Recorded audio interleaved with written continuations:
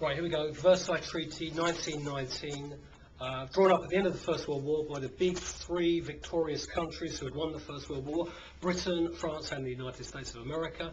The treaty was designed to secure the peace after the First World War, and it was designed to make sure that Germany was never in a position again to threaten her neighbours. She was seen as this kind of neighbour from hell that had caused the First World War. She would be made to pay now, and she'd be made to pay both in money terms and in terms of losses of other things. So, the treaty, what did it include? 4 main clauses to deal with Germany.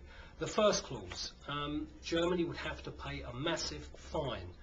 Not in one great big lump, but in several instalments. This was known as the reparations within the treaty. Reparations of £6.6 billion. Massive sum of money paid in instalments to Britain, France and the United Kingdom to compensate for the damage, the destruction, the chaos of the First World War. Second clause within the treaty, this would be losses of land to Germany. Land would be taken away from Germany and given to her neighbours. 13% of land in total, a stretch of land bordering between Germany and France, Alsace-Lorraine, given to France, a stretch of land given to Czechoslovakia called the Sudetenland, and finally a stretch of land that will connect Poland to the sea called the Polish Corridor. In all, 13% of land given to her neighbours. This meant that some Germans were now living outside of Germany. This would cause enormous problems in the future. Third clause within the treaty, this would strip Germany of her armed forces. Germany had had a very powerful military. Now she was only allowed an army of 100,000 men. She was not allowed to have any submarine force, and she was not allowed to have an air force, making Germany weaker. Fourth clause in the treaty, Germany would be made responsible for the whole of the First World War, the so-called War Guilt Treaty. This blamed Germany and Germany alone for the war.